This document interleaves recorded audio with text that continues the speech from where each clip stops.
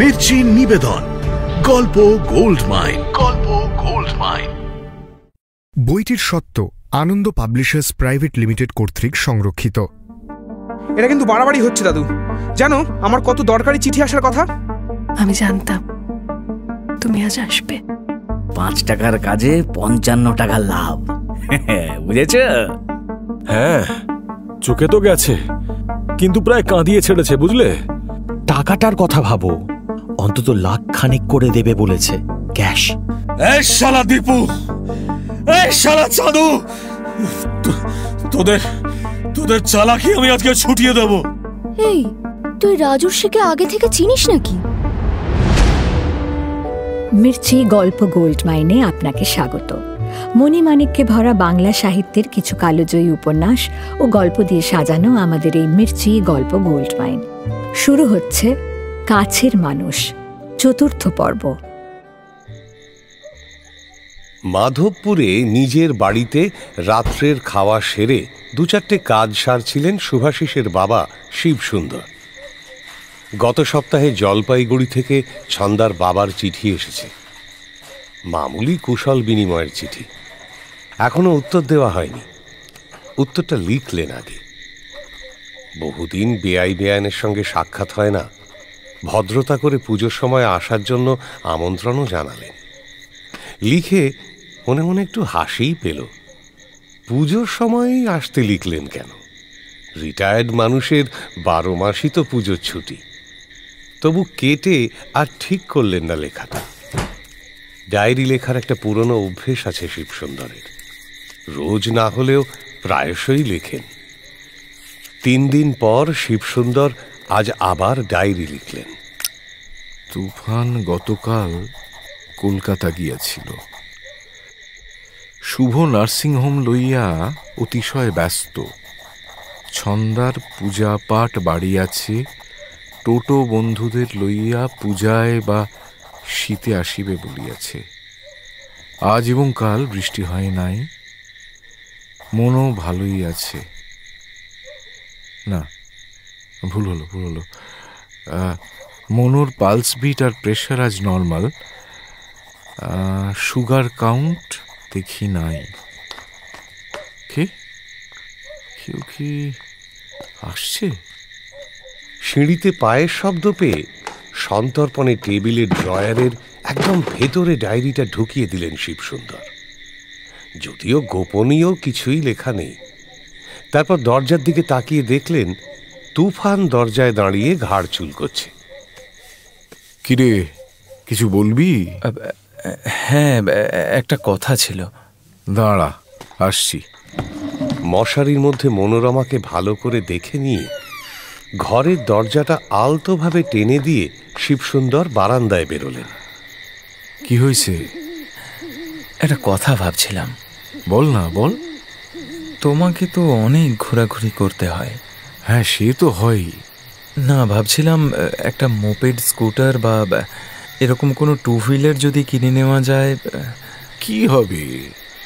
না, সাইকেলেই তো দিব্যি চলে যাচ্ছে না, কষ্ট করে চালিয়ে নিচ্ছ। দেখো, তোমার আজকাল বেশিক্ষণ সাইকেল চালালে কষ্ট হয়, আমি জানি। কিচ্ছু জানিস না, ওটা আমার এক্সারসাইজ। পরশু তুমি কল থেকে ফিরে অনেকক্ষণ হাঁপাচ্ছিলে। আজ তো মাত্র 2 কিলোমিটার সাইকেল চালিয়ে নিচে চুপচাপ বসে রইলে অতক্ষণ। এই লক্ষণগুলো ভালো নয় বাবা। না, এই বুড়ো বয়সে আবার ওই মোপেড ফোপেড আমি চালাতে পারবো না রে। তোমাকে কে চালাতে বলেছে? আরে তুমি পেছনে বসবে, আমি চালাবো। বুঝেছি। তা শখটা তোর নিজেরই হয়েছে, তাই তো? অলকার শখ। ওই টিভিতে বিজ্ঞাপন দেখে রোজ বলে। তাই বল। তা টিভির বিজ্ঞাপন দেখে শখ বাড়তে শুরু করলে তো বিপদ রে। এটা ঠিক শখ নয় বাবা, এটা প্রয়োজন। দেখ, প্রয়োজন তো ইলাস্টিক, টানলেই বাড়ে। যাকে যা ভালো বুঝিস কর। এই রুম কি কাঁদছে কেন? হ্যাঁ, এখনো ঘুমোয়নি মেয়েটা? ঘুমিয়েই তো ছিল, কাল থেকেই খোঁজ খবর নিচ্ছি। তাহলে উঠে পড়েছে বোধহয়। ও হ্যাঁ, অলোকা তোমাকে কিছু বলেছে? কি বলতো? ওই বিকেলে দেবনাথ এসেছিল। ও হ্যাঁ হ্যাঁ হ্যাঁ হ্যাঁ, বলেছে বলেছে। ওই পুকুরটা বোধহয় ইজারা নিতে চায়, আগে একদিন বলেছিল। দিচ্ছ? ইচ্ছে তো নেই, দেখি কি করি। তুই তো কিছু সামলাতে পারিস না। অলোকা বলছিল কাল রাতেও নাকি ওই জাল ফেলার শব্দ শুনেছে। না না না, ও অলোকার মনের ভুল। পাতলা ঘুম, তাই উল্টো পাল্টা শোনে। দেখো, তুমি সুমিনকে পাত্তা দাও না, দেবনাথকেই বা কেন দেবে? শুতে যা শুতে যা। আমি কোনো পলিটিক্যাল পার্টিকেই পাত্তা দিই না। শুধু ভয় ওই পুকুর টুকুরে বিষ না মিশিয়ে দেয়, অত মাছ মরে যাবে। না না, সে সাহস হবে না। তুমি শুধু শক্ত থাকো বাবা। তুফান চলে গেল। শিবসুন্দর একটা সিগারেট ধরালেন। সারা জীবন কোনো স্থাবর অস্থাবর সম্পত্তির ওপর আসক্তি ছিল না তার। তবু অজান্তেই কত কি সম্পদ এসে যায় নিজের অধিকারে। দোতলা বাড়ি, পুকুর, শাকসবজির বাগান। কদিন আগে কয়েকটা হাঁস কিনেছে অলোকা। তুফান 2 হুইলার কিনবে। এরপর হয়তো রুমকির দুধের জন্য একটা গরুই কিনতে হবে। একেই কি সম্পন্ন গার্হস্থ্য জীবন বলে? এইসব তুচ্ছ সম্পদে ক্রমশ অধিকার বোধ জন্মাবে তাঁর। একসময় এদের রক্ষা করতে আকুল হবেন তিনি। এই কি তার নিয়তি? লাঞ্চ ব্রেকে ডায়ালগগুলো আর একবার ঝালিয়ে নিচ্ছিল কন্দর্প। আজ শেষ হলে আর তার 2 দিনের শুটিং বাকি থাকবে। তারপর কবে ডাবিং পড়ে? লাইটের লোকজনেরা খাওয়া সেরে একে একে ফিরছে। ফ্লোরের বাইরে খানিক দূরে ছোট্ট একটা পুকুরের ধার ঘেঁষে হাঁটছে ঋতশ্রী। একা নয়, ঋতশ্রী একা হাঁটতে ভালোবাসে না। সঙ্গে তার দিদি আছে। দিদিটি মধ্যবয়সী, পৃথুলা। সবসময় একটা কুপিত ভাব ফুটিয়ে রাখে মুখে। হাঁটতে হাঁটতে মহিলা কি যেন বলে চলেছে ঋতশ্রীকে। টিনের চেয়ারে বসে 10-15 হাত দূর থেকে শোনার চেষ্টা করল কন্দর্প। শুনতে পেল না। আবার মন দিল সংলাপে। একই ডায়ালগ বারবার পড়লে শব্দের অনেক ভাঙচুর চোখে পড়ে যায়। কোথায় উচ্চারণের তীব্রতা বাড়বে, কোথায় কমবে, কখন গলা থেকে স্বর আসবে, কখন বা নাভি থেকে, সবই আরো স্পষ্ট হয়ে ওঠে। এমন সময় রূপেন সামনে এসে বসল। কি হে, কাজ তো ভালোই চলছে। কন্দর্প মুখ তুলে তাকালো। রূপেনের চোখে লালচে আভা, গন্ধ বেরোচ্ছে মুখ থেকে। সকালেই টং। আপনি তো শুটিংয়েই আসেন না, জানলেন কি করে? আরে ভাই, লাইনের খবর কাকের মুখে পৌঁছে যায়। এই সিগারেট দাও তো। হে, খাওয়াটা আজকে বড্ড বেশি হয়ে গেছে রে। জামাই আজ মাছের পিসগুলো বেশ সলিড দিয়েছিল। কন্দর্প উত্তর দিল না। সিগারেট দেশলাই বাড়িয়ে দিল। জামাই যে কার জামাই কে জানে। স্টুডিও পাড়ার মিল সাপ্লায়ার, অর্ডার মাফিক খাবার দিয়ে যায়। কন্দর্প টেকনিশিয়ানদের সঙ্গে ক্যান্টিনে বসেই সেরে নেয় খাওয়াটা। নায়ক নায়িকা আর সিনিয়র আর্টিস্টরা মেকআপ রুমে। জামাইয়ের রান্না মোটামুটি ভালো, তৃপ্তি করেই খায় সকলে। সিগারেট ধরিয়ে ফস ফস করে ধোঁয়া ছাড়ছে রূপেন। বুড়ো পরিমল, ওই পরিমলই তো বলছিল। পরিমল তো ক্যামেরাম্যান, ও অ্যাক্টিংয়ের বোঝেটা কি? আরে বোঝে বোঝে, লাইনের পুরনো লোক, বুঝবে না আবার। আর বোঝে বলেই না মেয়েটা ওর গায়ে একদম এঁটুলির মতো সেঁটে আছে। হ্যাঁ,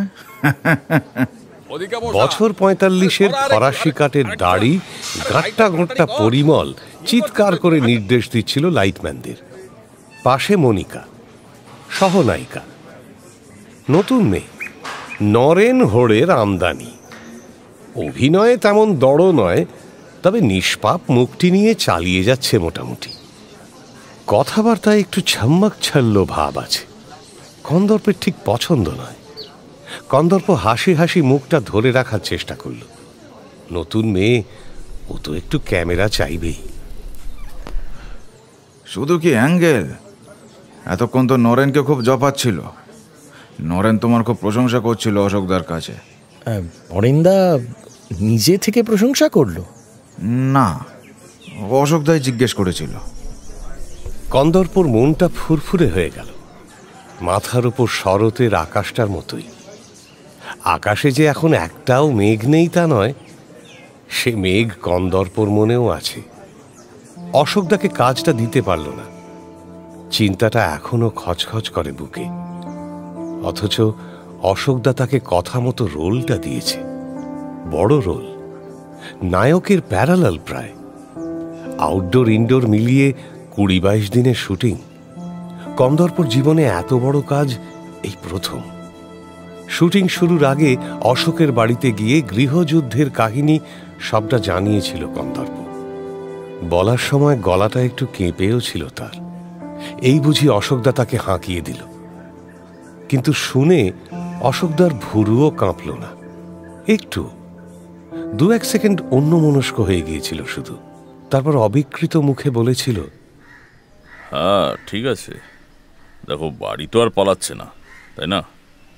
তুমি আউটডোরের জন্য রেডি হয়ে নাও। নরেনদার সঙ্গে দেখা করব? না না, সেসবের কিছু দরকার নেই। তুমি ঠিক সময় চলে যেও। আর নরেনকে আমার বলা আছে, তোমার টিকিটও তো হয়ে গেছে, পরশু সকালে ট্রেন। বাড়ির লোকজনের ওপর রাগে দুঃখে সেই দিনই জামা কাপড় গোছগাছ করে কন্দর্প বেরিয়ে পড়েছিল। দুরাত হাওড়া কদমতলায় এক বন্ধুর বাড়িতে কাটিয়ে চলে এসেছিল শুটিংয়ে, হাজারিবাগ। শুটিংয়ে গিয়ে ভীষণ তেতো হয়ে থাকত মন, গভীর এক আত্মগ্লানিতে বিষিয়ে থাকত হৃদয়। সে কি অশোকদাকে ঠকিয়ে রোলটা পেল? হয়তো এই আত্মধিক্কারই তাকে এবার ক্যামেরার সামনে আড়ষ্ট রেখেছে। প্রাপ্যর থেকে বেশি জুটে গেছে বলেই কি জান লড়িয়ে দিয়েছে কন্দর্প? হতেও পারে। নইলে আধা রোম্যান্টিক দৃশ্যগুলোতে কন্দর্প কি করে অত সহজে উতরে গেল? ঋতুশ্রী যে ঋতুশ্রী, যার একটা ছবি বার্লিন ফিল্ম ফেস্টিভ্যালে গেছে বলে আজকাল জার্মান অ্যাকসেন্টে কথা বলছে, সে পর্যন্ত হাজারিবাগের শুটিংয়ের পর হাত চেপে ধরেছিল কন্দর্পর। কন্দর্প মনে মনে হাসল। অশোকদা দেখুক, জানুক, কন্দর্প তাকে প্রবঞ্চিত করে রোলটা নেয়নি। সে কাজ দিয়ে উসুল করে দেবে অশোকদার ঋণ। যদি ছবিটা লেগে যায়। ঋতুশ্রীর দিদি হাঁটতে হাঁটতে ক্লান্ত, ফিরে গেছে ফ্লোরে। হাতের ইশারায় ঋতুশ্রী ডাকছিল কন্দর্পকে, যাও, মহারানীর ডাক পড়েছে। কি ব্যাপার বলুন তো? মনে হয় মাথা ধরেছে, টিপে দিতে বলবে। তোমারই তো দিন চলছে আজকাল। হিরোর আজকে শুটিং নেই, তাই যাও, তুমি সার্ভিস দাও। কন্দর্প উঠে গেল। পুকুরের নিস্তরঙ্গ জলের দিকে তাকিয়ে আছে ঋতুশ্রী। শ্যাওলা রং সালোয়ার কামিজের ওপর সাদা শিফনের ওড়না। নায়িকার রূপটান লেপে আছে মুখে। পান পাতা মুখ ফিরিয়ে মৃদু ঝাঁঝিয়ে উঠল সে। ড্রাঙ্কারটার সঙ্গে বসে কি গল্প করছেন? কিছুই না, এমনিই বকবক করছিলাম। মানে আমাদের নিয়ে টিপ্পনি কাটছিলেন, তাই তো? না না না না, আপনি বিশ্বাস করুন, করিনি। আমি সব বুঝি। আপনার আজকাল এত পায়া ভারী হয়েছে কেন? আপনার সঙ্গে কাজ করছি, পায়া ভারী তো হওয়ারই কথা। বাহ, দিব্যি কথাও শিখে গেছেন দেখছি। শিখলাম কোথায়, মক্সও করছি। ফাজলামো রাখুন।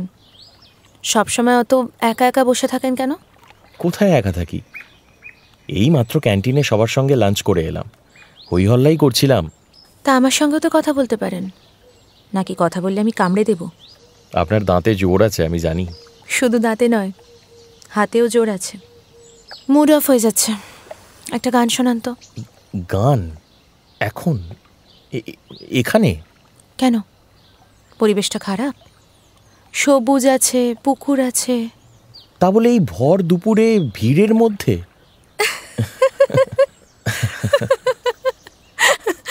বাবা, আচ্ছা আপনি বুঝি আমাকে একান্তে গান শোনাতে চান?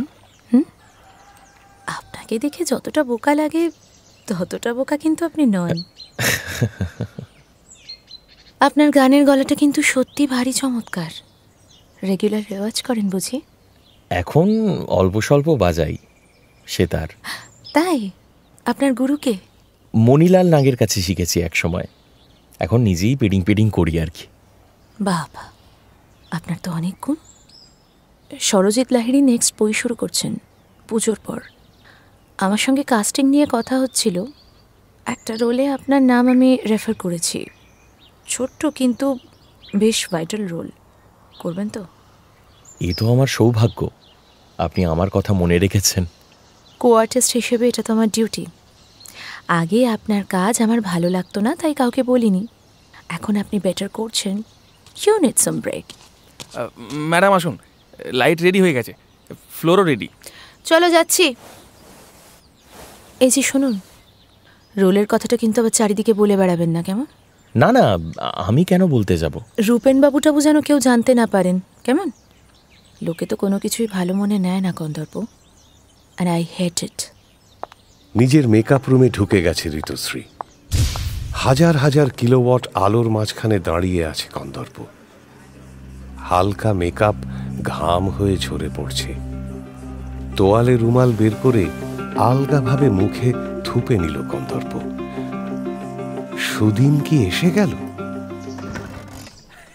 স্টুডিও থেকে বেরোনোর সময় গেটে অশোক মুস্তাফির সঙ্গে দেখা হয়ে গেল কন্দর্পর। মুস্তাফি এই সময়ই আসে, 4:30-5টা নাগাদ, থাকে শুটিং শেষ হওয়া পর্যন্ত। তারপর নরেন হোড়ের সঙ্গে আলাপ আলোচনা হয়। দুজনে একই সঙ্গে বেরোয় স্টুডিও থেকে। কন্দর্প অতক্ষণ থাকে না, কাজ শেষ হলেই সে বেরিয়ে যায়।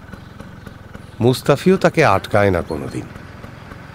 আজ আটকাল, গাড়িতে বসেই ধরল কন্দর্পকে। কি তোমার আজকে হয়ে গেল?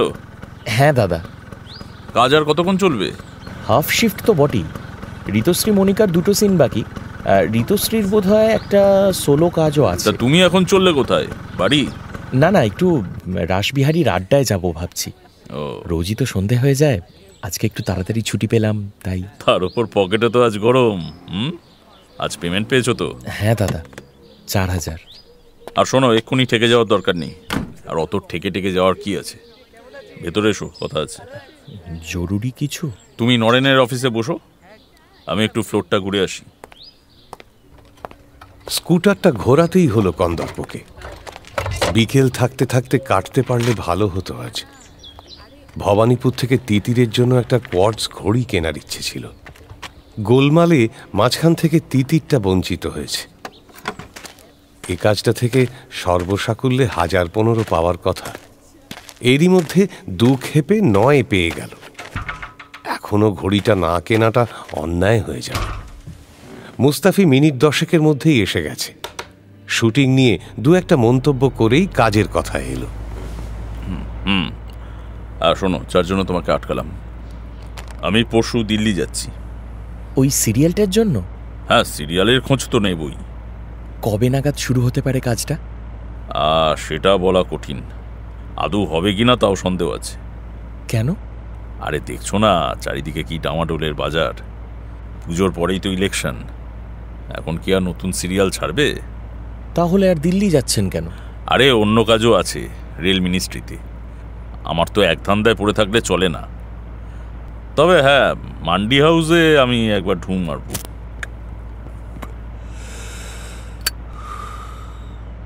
হ্যাঁ, যা বলছিলাম বুঝলে, মানে তোমাকে যার জন্য টাকা, তুমি যাবে আমার সঙ্গে? আমি?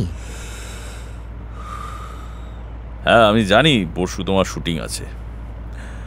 নরেনকে বলে দেবো তোমার সিনগুলো সকালবেলা টেক করে নেবে। কিন্তু আমি কেন? শোনো, প্রথমত আমি আমার লাইনের লোকজনদের নিয়ে একদম ঘোরা পছন্দ করি না। সেকেন্ডলি, আমি একটু মেরুদণ্ডহীন, উচ্চাসাবিহীন লোকেদের সঙ্গ ভালোবাসি। আর ইউ নো, তুমি এই রোলটাতে একদম ফিট। কন্দর্প পুরোপুরি সিঁটিয়ে গেল, অপমানিতও বোধ করল যেন, তবে মুখে কিছু বলল না। কি হলো, যাচ্ছ তো? বলছেন যখন যাব। গুড। ও হ্যাঁ, আমি পুজোর পরে আরেকটা ফিল্ম লঞ্চ করছি, বুঝলে? Low budget film, Sarajit Lahiri direct করবে। সরজিৎ লাহিড়ীর বই আপনি প্রডিউস করছেন? লাইনে থাকতে গেলে সবই তো করতে হবে। আর তাছাড়া লোকটা খুব এনএফডিসি, আর্ট ফিল্ম, প্রতিবাদী চলচ্চিত্র, রোম ফেস্টিভ্যাল, কান ফেস্টিভ্যাল এইসব দেখাতো, বুঝলে? সেদিন এক বন্ধুকে নিয়ে আমার বাড়িতে এসে হাজির, এসেই করুণ মিনতি, ইন্ডাস্ট্রিতে এত পয়সা ঢালছেন, আমাদের কথাও একটু ভাবুন। তা ভেবে দেখলাম কিছু লাগিয়েই দিই, নামও হবে, আবার ওদিকে লসের খাতায় অঙ্কটা একটু বাড়িয়ে দেখানো যাবে। আর যদি কোনো প্রাইজ টাইজ পেয়ে যায় তাহলে বিদেশে বেছে টিভিতে দেখিয়ে কিছু পয়সা তো ঘরে ফিরবে নাকি, বলো? ঋতুশ্রীকে সাইনও করিয়ে নিয়েছি। আর হ্যাঁ, এই ছবিটাতে তুমিও একটা রোল করছো কিন্তু। তাই? Yes brother. শোনো, তোমাদের ঋতুশ্রী রোলটার জন্য একটা ক্যান্ডিডেট ফিট করেছিল, সুনির্মল সরকার। আমি বাতিল করে দিয়েছি, আর সরজিৎকে বলেও দিয়েছি এই রোলে তুমি আমার চয়েস। সরজিৎ রাজিও হয়েছে। কন্দর্প স্তম্ভিত হয়ে গেল। পুকুর পাড়ে ঋতুশ্রীর অত রং ঢং, অত সহৃদয় ব্যবহার, সবই কি ছলনা? না, সত্যিই মাথাটা গুলিয়ে যাচ্ছিল তার। তবে কি জানো, তোমাকে রোল দিয়েও লাভ নেই, তুমি জীবনে সাইন করতে পারবে না। এই কথা কেন বলছেন দাদা? আমি কি এই ছবিতে খারাপ কাজ করেছি? আরো দু একটা চান্স পেলে। কিচ্ছু হবে না। শোনো, কাজ অনেকেই ভালো করে, কিন্তু ওপরে ওঠে কজন? ওপরে ওঠার জন্য আলাদা মেটেরিয়াল লাগে, বুঝেছো? সেটা তোমার নেই। কি নেই আমার দাদা? পরিশ্রম, অধ্যাবসায়, নিষ্ঠা। আরে দূর দূর দূর, ফুটপাতে গামছা বিক্রি করতাম, পরিশ্রম অধ্যাবসায়ের জোরে টাটা বিড়লা হয়ে গেলাম, এসব ছেঁদো গল্প ছাড়ো তো। শোনো, আসল জিনিস যেটা দরকার সেটা হলো বুকের পাটা, বুঝেছো? পাপ করবার সাহস, রুথলেসনেস, আমি ছাড়াই পৃথিবীতে কিচ্ছু নেই, এই মনোভাব। এসব আছে তোমার? বাড়ির ছেলে বাড়িতেই মিনমিন করে থাকো, তুমি করবে আবার উন্নতি। জানি দাদা, বাড়িটা করে দিতে পারলাম না বলে আপনি আমার উপর রেগে আছেন। আরে দুস, ওসব কথা বলো না তো। অপদার্থ মানুষদের আমার বেশ ভালোই লাগে, কেমন একটা ওই কেন্ন কেন্ন ভাব। আর তাছাড়া তোমার বাড়িটা না হলে কি আমি মরে যাচ্ছি নাকি? হ্যাঁ, পেলে ভালো হতো, কিছু ক্যাশ টাকা আসতো। জানোই তো, ইলেকশনে সব পার্টির গর্ভেই তো কিছু কিছু করে ঢালতে হবে। কবে কে কোন কমে লাগবে ঠিক নেই, সব ছুলি পেতেই আছে। তাছাড়া আমি কি নিজেই কিছু করতে পারতাম না? পারতাম পারতাম। গুন্ডা ফিট করতে পারতাম, পার্টির ছেলেদের লেলিয়ে দিতে পারতাম। তারা দুদিনে, জাস্ট দুদিনে তোমার বাড়ির লোকেদের অতিষ্ঠ করে ছেড়ে দিত, বুঝেছো? কিন্তু তোমাদের ওই একটা বাড়ির পেছনে ছুটে আমার কি লাভ বলো তো? তবে এসব একেবারে করিনি তা নয়, প্রথম প্রথম করতাম। ওই তো টালিগঞ্জে একটা 10 কাঠা জমিতে একটা বুড়ি খুব ব্যাগড়া দিচ্ছিল, বুঝলে? যতই টোপ দিই খায় না, যত বোঝাই শোনে না। শেষে 3 মাস ধরে এমন হুড়কো দিয়েছিলাম না, বুড়ি তো ভয়ই টেসে গেল। তবে এখন আর এসব ভালো লাগে না, বুঝলে? তার উপর আবার সামনে ইলেকশন, কোত্থেকে কোনটা পলিটিক্যাল ইস্যু হয়ে যাবে, কাগজে নাম বেরিয়ে যাবে। বুঝোই তো, ব্যবসা করতে এসেছি, একটু আড়ালে আবটালে থাকাই ভালো।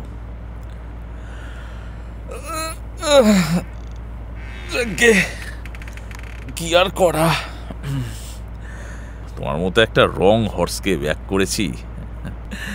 আমার ইনটিউশনটা সত্যিই খুব খারাপ। আমি কি করি বলুন তো দাদা? আপনাকে তো বলেছি ফ্যামিলিতে কি অশান্তিটাই না হয়ে গেল। বাবা বেঁচে থাকতে কিছু হবার নয়। আচ্ছা, আমার এখন কি কোনো হাত আছে? বাপটাকে তো মেরে ফেলতে পারতে। বয়স হয়েছে, তারপর তো শুনি হাঁপের টান। মুখে তো একটা বালিশ চেপে ধরতে পারতে। আরে কে কখন মরবে সবই তো ব্রহ্মময়ী মা ঠিক করে রেখেছেন। জয় মা, জয় মা। না হয় তার লীলাটা তোমার হাত দিয়েই হতো। আমি যাই। এই শোনো শোনো, আমি কিন্তু সত্যি সত্যি তোমাকে খুন করতে বলিনি। আমি শুধু বোঝাতে চাইছিলাম কাকে বলে সাইন করার ইচ্ছে, জয় করার একটা সর্বগ্রাসী বাসনা, বুঝলে? Passion for success. কি জানো, তোমার লোভ আছে কিন্তু প্যাশনটা নেই। পরশু কখন যেতে হবে? ঠিক 4টে বেরোবো। তুমি এখানেই থেকো, আমি তোমাকে পিক আপ করে নেব। 6:30 ফ্লাইট। তুমি কি রাগ করলে কন্দর্প? না না, আপনি সবই বলতে পারেন। দেখো কন্দর্প, আমি কিন্তু তোমাকে সত্যি লাইক করি। তোমার ওপর কি জানি কেন আমার একটা উইকনেস এসে গেছে। দেখো, আজ রাত্রে আবার বাবাকে খুন করে বসো না।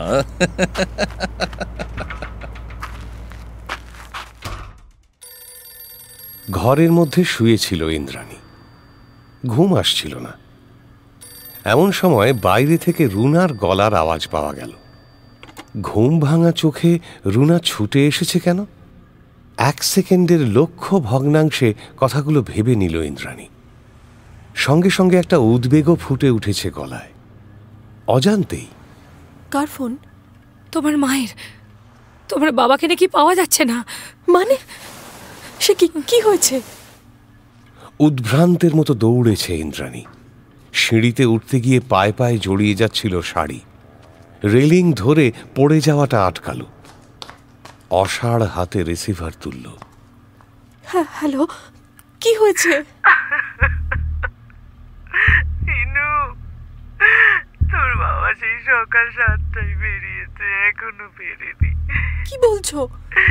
ইনু, আমি এখন কি করবো? ইনু, কি করবো? হাতুড়ির বাড়ি পড়ল ইন্দ্রাণীর মাথায়। মস্তিষ্কের সমস্ত কোষ ছিন্ন ভিন্ন হয়ে গেল যেন। আজই তো 29শে আগস্ট, তনুর নিরুদ্দেশ হয়ে যাওয়ার দিন। আজকের দিনটাকে কি করে ভুলে গেল ইন্দ্রাণী? এত বড় ভুল। হাতের সারহীনতা ছড়িয়ে গেছে গলায়। কেউ খুঁজতে গেছে নাকি? কাকে আর বলবো? দিলুও তো এখনো অফিসে। আমি টুনুদের বাড়ি থেকে। দাঁড়াও শোনো, তুমি চিন্তা করো না, আমি এক্ষুনি যাচ্ছি। দাঁড়াও, আমি আসছি। ফোনটা যেন হাত থেকে পড়ে গেল ক্রেডেলে। রুনা নিচে কন্দর্পকেও বলেছে। রুনার সঙ্গে কন্দর্পও এসেছে দোতলায়। চলো, আমি তোমার সঙ্গে যাচ্ছি। হ্যাঁ, চলো। কন্দর্প স্কুটার নেয়নি, ট্যাক্সি ডেকে এনেছে। ইন্দ্রাণী পড়িমড়ি করে উঠে পড়ল। ট্যাক্সি যাচ্ছে তো যাচ্ছেই, পথ আর ফুরোয় না। একটা সিগন্যালে ট্যাক্সিটা বুঝি বছরের পর বছর দাঁড়িয়ে থাকছে। ঢাকুরিয়া থেকে মানিকতলা কি এত দূর? এই যেন অ্যান্টার্কটিকা থেকে অ্যালাস্কায় পাড়ি দেওয়া। তনুময় নিরুদ্দেশ হওয়ার দিনটা বরাবরই খুব খারাপ যায়। প্রথম 3-4 বছর উমা অসুস্থ হয়ে পড়তেন। ইন্দ্রাণী শুয়ে থাকত বিছানায়। ধীরাজও সারা দিন নিঝুম। একবার তো উমার বেশ বাড়াবাড়ি হয়ে গিয়েছিল। সকাল থেকে বুকে ব্যথা, নিঃশ্বাসের কষ্ট, বিকেলে প্রায় এখন তখন অবস্থা। আদিত্য খবর পেয়ে হাঁক করে ছুটেছিল শ্বশুরবাড়ি। শুভাশিসও চেম্বার ফেলে উপস্থিত। অক্সিজেন ইঞ্জেকশন দিয়ে কোনো রকমে সামলানো গিয়েছিল উমাকে। জয়মোহন শোভনাও অনেক রাত অবধি বসেছিলেন বেআই বেয়ানের কাছে। তাঁদেরও খুব প্রিয় ছিল তনুময়। তবে সময় স্মৃতিকে বিবর্ণ করে দেয়। ধীরে ধীরে দিনটাকেই ভুলে গেল সবাই, শুধু 3 জন ছাড়া। যাদের হৃদয় শূন্য করে চলে গেছে তনুময়, সেই 2 জন আর ইন্দ্রাণী। এবারে ইন্দ্রাণী দিনটা ভুলে গেল, অথচ কদিন আগেও কথাটা মনে ছিল। গত সপ্তাহে তিতিরকে নিয়ে গিয়েছিল মানিকতলায়, সেদিনও কথায় কথায় উমাকে বলেছিল আজ যাবে, তবু ভুলল। ইন্দ্রাণীর এখন কান্নাও শুকিয়ে গেছে।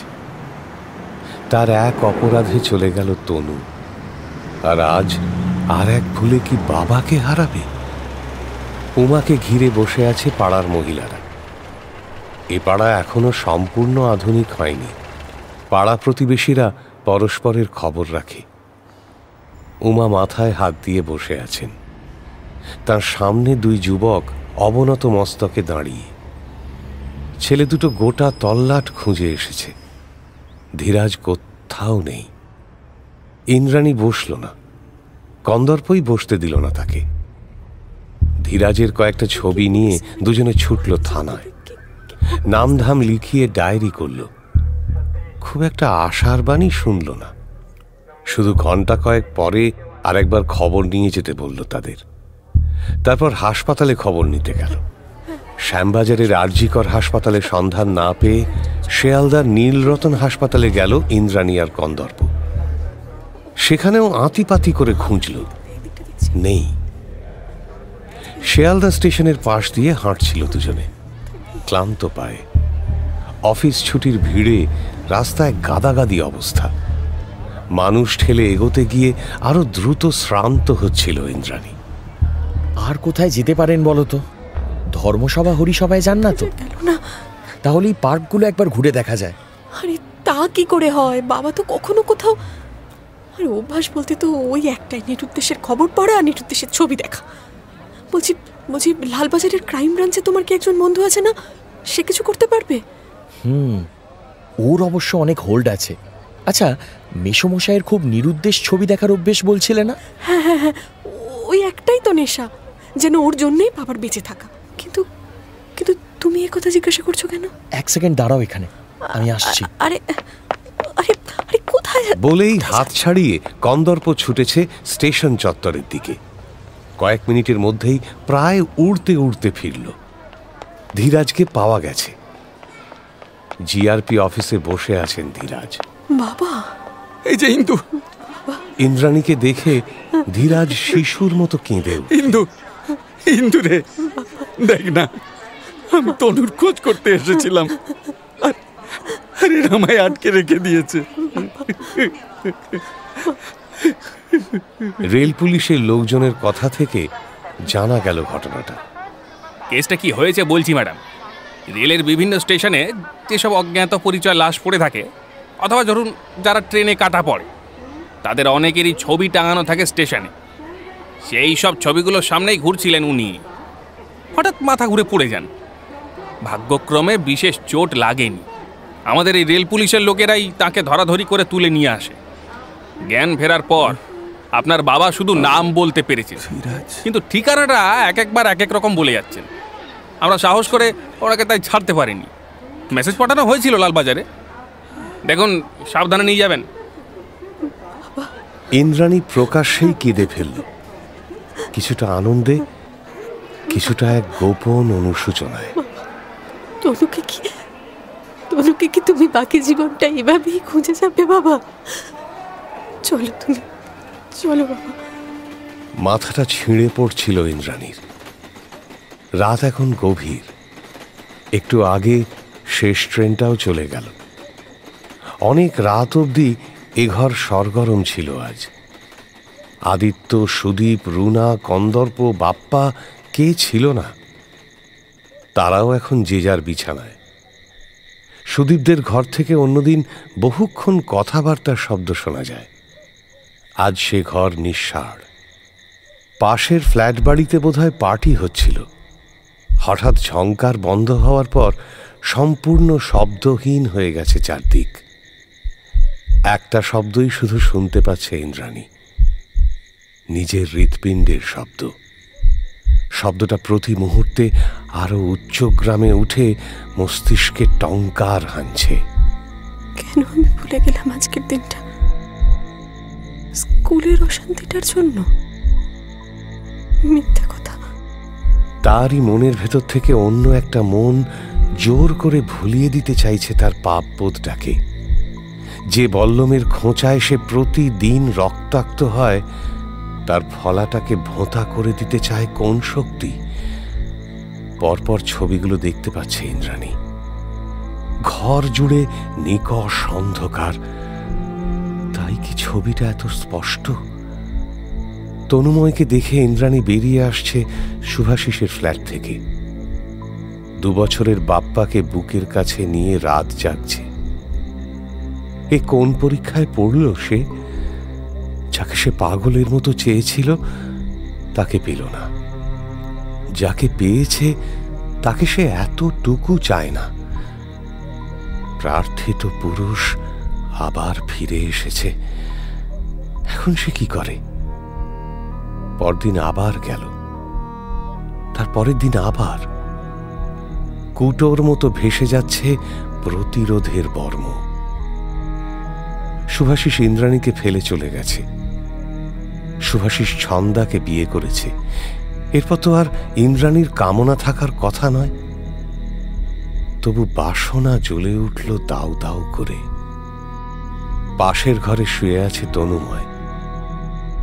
এ ঘরে মিলিত হচ্ছে নারী পুরুষ। সংযম ভুলে, সংসার ভুলে রাত্রি দিন এক হয়ে গেল। পরপর 2 রাত ঘরে ফেরা হলো না ইন্দ্রাণীর। দ্বিতীয় রাতে ইন্দ্রাণী ধরা পড়ে গেল। তনুময়ের তখনও কাঁধের ক্ষতটা ভালো করে শুকোয়নি। ঘুমের ওষুধে আচ্ছন্ন অবস্থায় পাশের ঘরে শুয়েছিল সে। হঠাৎ কি করে যে উঠে এলো। কাচের জানলায় চোখ চেপে দেখছিল দিদিকে। বিস্মিত চোখ চকিতে ঘৃণায় ভরে গেছে। শুভাশিসকে ঠেলে সরিয়ে ইন্দ্রাণী ছিটকে উঠে বসল বিছানায়। আবরণহীন অশক্ত ইন্দ্রাণী। মুহূর্তের মধ্যে বাস্তবে ফিরে এলো সে। তিতির অকাতরে ঘুমোচ্ছে তার পাশে। তার নিঃশ্বাসের উষ্ণ বাতাস ছুঁয়ে যাচ্ছে ইন্দ্রাণীর কাঁধ। ওই মেয়ে কে? ইন্দ্রাণীর লোভের ফসল নাকি ইন্দ্রাণীর প্রেমের ফসল? পুজো শেষ হতেই হঠাৎ যেন পৃথিবীটা কেমন বদলে যায়। পুজো তো মাত্র কটা দিন, তবু তার মধ্যেই কোত্থেকে একটা হিম হিম ভাব এসে যায় বাতাসে। ভোরের দিকে রাস্তাঘাট, বাড়িঘর সব কেমন যেন অল্প অল্প আবছা। তিতিরের মনটাও কেমন ভারী হয়ে যায় এই সময়। ভারী না শূন্য হয়ে পড়ে। শহর জুড়ে যেখানে সেখানে বিশাল বিশাল প্যান্ডেলের হাড়গোড় পড়ে আছে। দেখলেই তিতিরের বুকটা বড় হু হু করতে থাকে। কদিন আগেই কত কি ছিল, এখন আর কিচ্ছুটি নেই। কত আলো, কত গান, আনন্দ, উচ্ছ্বাস, হঠাৎই এক হাহাকার মাত্র হয়ে যায়। আরও একটা পুজো চলে গেল। পুজোর কদিন আগে থেকেই বুকের ভেতর এক আশ্চর্য ধুকপুকুনি শুরু হয়েছিল তিতিরের। এবার পুজোটা হয়তো একটু অন্যরকম হবে। হয়তো এমন কিছু ঘটবে যা আমি কল্পনাও করতে পারিনি কখনো। হয়তো ইট, কাঠ, পাথর, পিচ রাস্তা থেকে এক তুমুল আনন্দের বিচ্ছুরণ ঘটবে। রোদ্দুর আরও সোনালি হয়ে যাবে। সবুজ গাছপালা বুঝিবা হয়ে উঠবে আরও মায়াময়।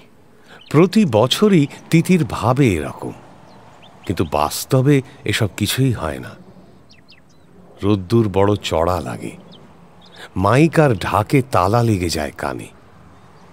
একাধ দিন বন্ধুদের সঙ্গে বেরিয়ে ফুচকা, ভেলপুরি, নাগরদোলা, বড়জোর লাইন লাগিয়ে কখনো কোনো রেস্টুরেন্ট, বাড়িতে একটু আধটু ভালো মন্দ রান্না, সন্ধেবেলা ঝলমল আলোর স্রোতে বিবশ হয়ে ভেসে বেড়ানো, সবই প্রায় যান্ত্রিক নিয়মে বাঁধা তার জীবনে। নিজের মনে পুজো আসে, নিজের মনেই চলে যায়। আর পুজো ফুরালেই মনে হয় এবার পুজো বড় ম্যারম্যারে কাটলো। এর থেকে আগের পুজোটা বুঝি ঢের ভালো ছিল। কেন এমন হয় আমার? তিতির আনমনে কৃষ্ণচূড়া গাছটার দিকে তাকালো। ফুলহীন গাছটাকে বড় নিরানন্দ দেখাচ্ছে এখন। পড়ন্ত সূর্যের আলোতেও যেন ঝিমোচ্ছে গাছটা, ফোঁস ফোঁস করে শ্বাস ফেলছে। কি রে তিতির, কি ভাবছিস দাঁড়িয়ে দাঁড়িয়ে? রুনা তিতিরের পাশে এসে দাঁড়িয়েছে। টুক করে পাশের ফ্ল্যাট বাড়ির 3 তলাটা একবার দেখে নিল। বারান্দার রেলিংয়ে ভর দিয়ে কায়দা মেরে দাঁড়িয়ে আছে ছেলেটা। রুনাকে দেখেই তার হাবভাব দারুণ অন্যমনস্ক। ছেলেটার দেখছি তোকে খুব পছন্দ হয়ে গেছে রে। পাড়াটা কি তাড়াতাড়ি বদলে গেল, তাই না কাকিমা? হ্যাঁ, পরপর কতগুলো বাড়ি ভাঙা পড়ল। দত্তদের বাড়ি, গুপ্তদের বাড়ি, সান্যালদের বাড়ি। সান্যালদের বাড়িটা কি ছিল ভাব, ঝরঝরে অন্ধপুরি একেবারে, স্যাঁতস্যাঁতে আনহেলদি ঘর, আলোও ঢুকতো না। দেখিসনি ও বাড়ির লোকগুলো সূর্যের আলো না পেয়ে কেমন সাদা ইঁদুরের মতো ফ্যাকাশে মেরে গেছিল।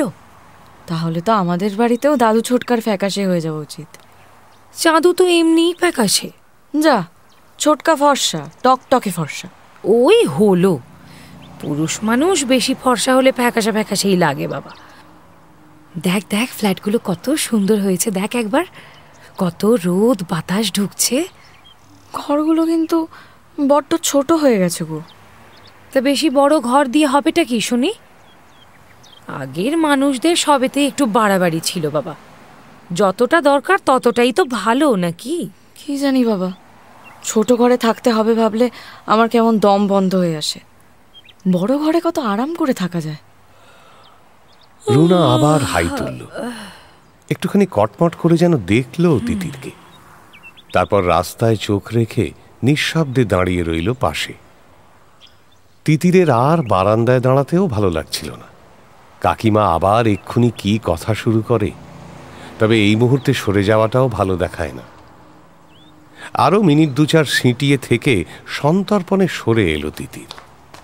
ঘরে ফিরে একবার উত্তরের জানলায় দাঁড়ালো, একবার পূবের জানলায়।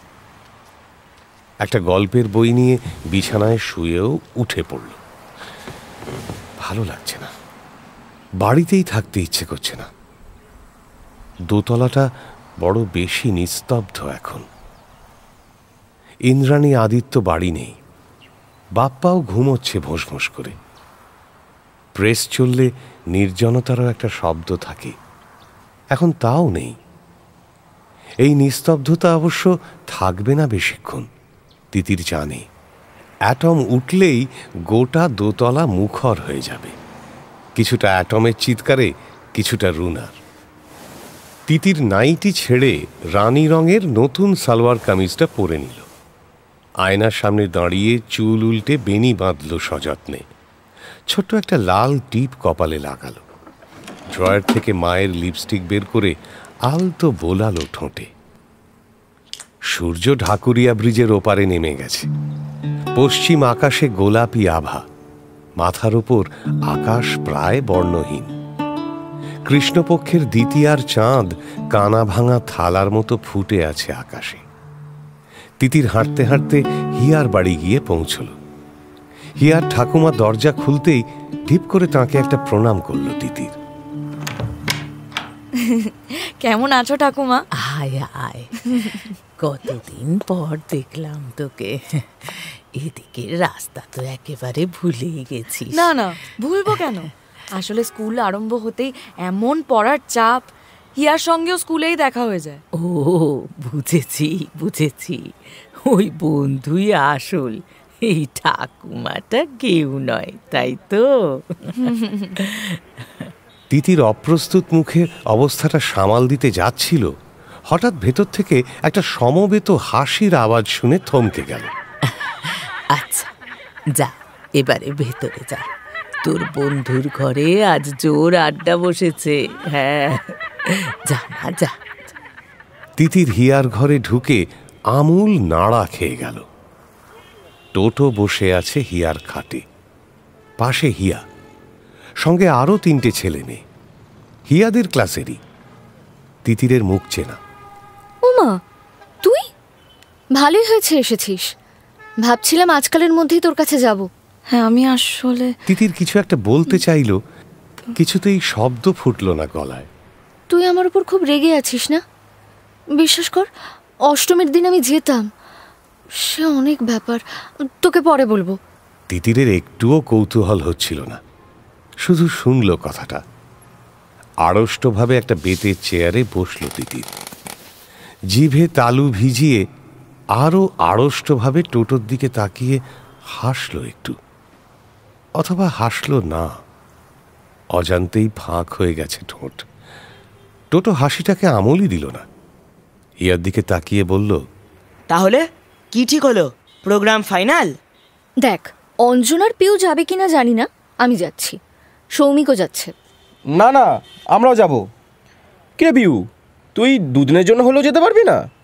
দেখি কাল জানাবো। আচ্ছা, কবে যেন যাওয়া হচ্ছে? ফ্রাইডে ভোরে বেরোচ্ছি, ইদার সানডে নাইটে ফিরে আসবো, নইলে সোমবার। ও, কতক্ষণ লাগবে রে যেতে? বললাম তো, বাসে গেলে ঘন্টা 3-4। এতজন গেলে প্রবলেম হবে না? কতবার বলবো, আমাদের বাড়িতে সাফিসিয়েন্ট জায়গা আছে, যেতে হয়, চল, অত কোশ্চেন করিস না। কিরে তিতির, তুই যাবি নাকি আমাদের সঙ্গে? আমরা সবাই মিলে রাজশ্রীদের দেশের বাড়িতে বেড়াতে যাচ্ছি। মাধবপুর? উমা, তুই গ্রামটার নাম জানিস? জানি, আরও অনেক কিছু জানি। কিরকম? যেমন ধর, মাধবপুরে রাজশ্রীর দাদু ঠাকুমা থাকেন, কাকা কাকিমা থাকেন, 1তলা 2তলা মিলিয়ে 6টা ঘর আছে, বাগান আছে, পুকুর আছে। রাজশ্রীর দাদু ডাক্তার, বাড়ির গ্রাউন্ড ফ্লোরে তার চেম্বার। রাজর্ষির দাদু দিদা এখন মাধবপুরে আছেন। জলপাইগুড়ি থেকে এসে পুজোর সময় রাজর্ষিদের বাড়িতেই ছিলেন, একাদশীর দিন মাধবপুরে গেছেন। তুই এত কথা জানলি কি করে? ও হ্যাঁ, ও তো রাজর্ষির রিলেটিভ, তাই না রে রাজর্ষি? টোটো হিয়ার দিকে তাকালো না, তিতিরের দিকেও না। সৌমিক পিউদের দিকে ফিরে তাচ্ছিল্যের সঙ্গে বলল, না না, রিলেটিভ কিছু না, আমার বাবা ওদের ফ্যামিলি ফিজিশিয়ান, মাঝে মধ্যে ওদের বাড়ি যায়, মনে হয় বাবার মুখ থেকেই শুনেছে। কথাটা তীক্ষ্ণ কাঁটা হয়ে ফুটল তিতিরের বুকে। টোটো ভালো মতোই জানে ডাক্তার আঙ্কেল মোটেই তিতিরদের ফ্যামিলি ফিজিশিয়ান নয়, ফ্যামিলি ফ্রেন্ড। জেনে শুনেও টোটো হঠাৎ মিথ্যে বলল কেন, তাও আবার ওরকম ব্যঙ্গের সুরে? তিতিরের মুখে আধার নামল। হিয়া অত শত লক্ষ্য করেনি, হালকা গলায় বলল, কিরে, যাবি তুই আমাদের সঙ্গে? না রে, চল না। আমি যেতে পারবো না, তোরাই যা। তা আমরা বেরাবো ঠিক কটার সময়? সেটা তো ঠিক করতে হবে নাকি? কি রে, খাবার দাবার কিছু সঙ্গে নেব নাকি? হিয়া আর জোরাজুরি করল না। শুক্রবার কখন বেরোবে, কোন পথে যাবে, সঙ্গে কি কি নেবে, তাই আলোচনায় মেতে উঠেছে আবার। সৌমিক আর একবার জেনে নিল গ্রামে গিয়ে মাঠে পটি করতে হবে কিনা। মাধবপুরের বাড়িতে টিভিও আছে জেনে টিনা বিস্ময় প্রকাশ করল, আশ্বস্তও হল। পুকুরে স্নান করতে সুইমিং কস্টিউম লাগবে কিনা জেনে নিল অঞ্জন। প্রাথমিক বিরক্তি কাটিয়ে হাসি হাসি মুখে সবার প্রশ্নের উত্তর দিয়ে চলেছে টোটো। কয়েক মিনিট মুখ কালো করে পাথরের মতো বসে রইল তিতির, যেন ঘরের ভেতর অচেনা পাখিরা দুর্বোধ্য ভাষায় কিচিরমিচির করছে। খানিক পরে উঠে বলল, আমি আর চলি রে হিয়া। এক্ষুনি যাবি কি রে? ঠাম্মা মাংসের চপ তৈরি করছে। এখন যাই, আরেকদিন এসে ঠাকুমার হাতের চপ খেয়ে যাব। শরীরটা আজ ভালো নেই রে। অন্ধকার নেমে গেছে। বাস স্টপে না দাঁড়িয়ে রাস্তা ধরে সোজা হাঁটছিল তিতির, ঘাড় গুঁজে। পাশ দিয়ে পথচারীদের আনাগোনা, রাস্তা বেয়ে বাস রিক্সা ছুটে যাচ্ছে, কোনো দিকেই দৃষ্টি নেই তিতিরে। চতুর্দিক ধোঁয়াটে, জমাট বাষ্পের পর্দায় ঢাকা। হাঁটতে হাঁটতে আলগোছে চোখ মুছল তিতির। রাশি রাশি কীট যেন অবিরাম দংশন করে চলেছে তাকে, অথচ রক্ত ঝরছে না। টোটোর সঙ্গে দেখা হলেই টোটো তাকে উপেক্ষা করে, অপমান করে। তবু কেন টোটোর ওপর ক্রুদ্ধ হতে পারে না তিতির? এই টোটোই কি ছোটবেলায় নিজের সব খেলনা অবলীলায় দিয়ে দিত তিতিরকে? এখন কেন তিতিরকে এত অপছন্দ টোটোর? ডাক্তার আঙ্কেল তিতিরদের বাড়ি আসে বলে রাগ, নাকি ডাক্তার আঙ্কেল তিতিরকে ভালোবাসে বলে হিংসে? তিতির মাথা নিচু করে রাস্তা পার হল। প্রায় সঙ্গে সঙ্গে একটা মোটর সাইকেল তার গায়ের কাছে এসে থামল। তিতির ছিটকে সরে গেল। এক লহমতেই চিনতে পেরেছে ছেলেটাকে। হাই, কে রে বাবা? ঝুলনের সেই অনুসরণকারী প্রেমিক। ছেলেটা মোটর সাইকেলটা থামিয়েছে, তবে স্টার্ট বন্ধ করেনি। গর্জনরত যন্ত্রবাহনের পিঠে বসেই সে প্রশ্ন ছুড়ল, তুমি এদিকে কোথায়? তোমার নাম তো তিতির, তাই না? হাঁটার গতি বাড়ালো তিতির। মোটর সাইকেল এগোচ্ছে একইভাবে। তোমার বন্ধুর ব্যাপার কি বলো তো? কদিন ধরে দেখছি না। আপনি আমাকে বিরক্ত করছেন কেন? আরে বিরক্ত তো করিনি, এদিক দিয়ে যাচ্ছিলাম, হঠাৎ তোমাকে দেখতে পেলাম, তাই ভাবলাম জিজ্ঞেস করি। মিথ্যে কথা। আপনি আমাকে ফলো করে আসছেন। আমি দেখেছি আপনি আমার স্কুলের বাইরেও দাঁড়িয়ে থাকেন, যেদিন ঝুলন আসে না সেদিনও। কালকেও আপনি আমাদের বাস স্ট্যান্ডে দাঁড়িয়েছিলেন। ছেলেটা নার্ভাস ভাবে হাসছে, ঘাড় ঘুরিয়ে দেখে নিচ্ছে চারদিক। রাস্তায় জনস্রোত এখন ভালোই, দু একজন ঘুরে ঘুরে দেখছেও এদিকে। তবে আজকাল আর কেউ তেমন খুচরো ঝামেলায় মাথা গলাতে চায় না। মজা দেখে, কিন্তু এগিয়ে আসার সাহস নেই, ইচ্ছেও নেই। তিতিরের আজ এত সাহস এলো কোত্থেকে? ভেতরের অভিমানী কি ভয়বোধ তুচ্ছ করে দিল তার? এক পা করে তিতির ছেলেটার দিকে এগোলো। একদম সামনে এসে বলল, আপনি আমার দিকে ওভাবে জুলজুল করে তাকিয়ে থাকেন কেন? আমার বন্ধুর সঙ্গে সুবিধা হচ্ছে না বলে এখন আমার পেছনে লাগার মতলব? আরে আমি তো তোমার বন্ধুর পেছনে ঘুরি না, না ওদের পাড়ায় আমার এক আত্মীয় থাকে, তাই যাই মাঝে মাঝে আর কি। ফের মিথ্যে কথা। আরে তিতির চেঁচিয়ে উঠতে গিয়েও চিৎকারটা গিলে নিল। মোটর সাইকেলের ঠিক পেছনে টোটো। টোটোই তো। কয়েক সেকেন্ড চোখের পলক ফেলতে ভুলে গেল তিতির। টোটো হঠাৎ বেরিয়ে এসেছে যে, তাও একা। টোটো অবাক চোখে তিতিরদের দেখছিল। তিতিরের সঙ্গে চোখাচোখি হতেই ট্রাউজারের দু পকেটে হাত ঢুকিয়ে এগিয়ে এলো। Any problem? পলকে কি যে হয়ে গেল তিতিরের, দুম করে রক্ত চড়ে গেল মাথায়। তিতির আগুন চোখে ঝলসালো টোটোকে। তোমার এখানে কি চাই? হঠাৎ এসে নাক গলাচ্ছ কেন? মনে হলো ডিস্টার্ব করছে তোমাকে। তুমি দেখছি মনে হওয়া দিয়ে অনেক কিছু বুঝে ফেলো। তোমার সব মনে হওয়া ঠিক নয়, ও আমার বন্ধু। এইমাত্র তুমি চেঁচাচ্ছিলে না? না, আমরা কথা বলছিলাম। বলেই মোটর সাইকেল ঘেঁষে দাঁড়ালো তিতির। ছোটকার স্কুটারে চড়ার অভ্যস্ত কায়দায় মোটর সাইকেলের ব্যাক সিটে লাফিয়ে উঠে বসল। তার আকস্মিক রূঢ়তায় টোটোর পাংশু হয়ে যাওয়া মুখ চোখে পড়ল দু এক সেকেন্ড। মুখটাকে আরো পাংশু করে দিয়ে ছেলেটা যেন তার কতকালের চেনা এমন ভঙ্গিতে বলল, চলো চলো, আমার দেরি হয়ে যাচ্ছে। এ যেন মেঘ না চাইতেই জল। খুশিতে উড়ে যাচ্ছে যন্ত্রযান, শাঁ শাঁ বাতাস কাটছে। উৎফুল্ল যুবক অনর্গল কথা ভাসিয়ে চলেছে হাওয়ায়। কোনো শব্দ, কোনো কথাই তিতিরের মগজে পৌঁছচ্ছিল না। শুধুমাত্র নিজের হৃদযন্ত্রেরই আওয়াজ শুনতে পাচ্ছে সে। কেউ যেন অতিকায় হাতুড়ি পিটছে একটা ফাঁকা লোহার স্তম্ভে। যাদবপুর স্টেশনের কাছে এসে তিতিরের খানিকটা চেতনা ফিরল। এ কার সঙ্গে যাচ্ছে সে? কোথায় যাচ্ছে? কেন যাচ্ছে? থামো। মোটর সাইকেল মন্থর হলো। আরে কি হলো তোমার? বেশ তো যাচ্ছি, ভয় লাগলে আমার কাঁধটা চেপে ধরো। না, আমি নামবো। এখানে নামবে কেন? তুমি তো ঢাকুরিয়ায় থাকো, আমি তোমাকে পাড়ার মুখে ছেড়ে দিয়ে আসবো। না, আমি এখানেই নামবো। আরে তীক্ষ্ণ গলায় ফুঁসে উঠল তিতির। সেই তীক্ষ্ণতা এত তীব্র যে বেশ থতমত খেয়ে গেছে যুবক। নেমেই হন হন করে স্টেশনের দিকে যাচ্ছিল তিতির। সুকান্ত পেছন থেকে ডাকল, তাহলে আবার কবে দেখা হচ্ছে? তিতির ফিরেও তাকালো না। কি হলো?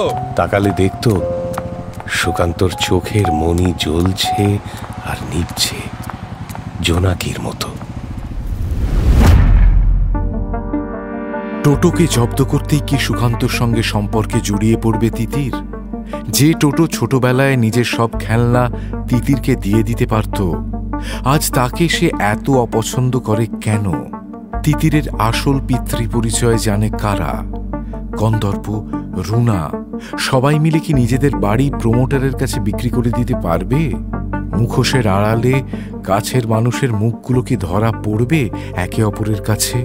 শুনুন সুচিত্রা ভট্টাচার্যর লেখা কাছের মানুষ গল্পের ৫ম পর্ব। শুনলেন কাছের মানুষ ৪র্থ পর্ব।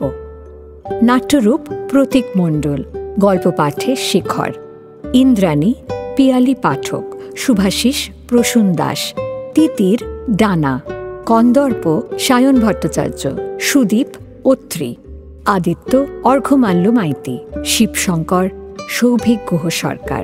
অন্যান্য চরিত্রে সুদীপ্ত ঘোষ, সৃজন নাথ, দিতিপ্রিয়া রায়, মলয়, স্পন্দন দাস, সোহম ভৌমিক, সঙ্গে অন্যান্য শিল্পীরা।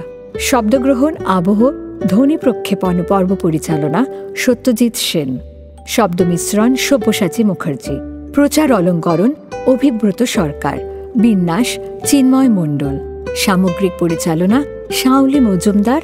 সমগ্র পরিকল্পনায় ইন্দ্রাণী। প্রযোজনায় প্যাস্টেল এন্টারটেইনমেন্ট। মির্চি গল্প গোল্ড মাইন আপনার জন্য exclusively Mirchi Bangla YouTube channel এবং গানা অ্যাপে।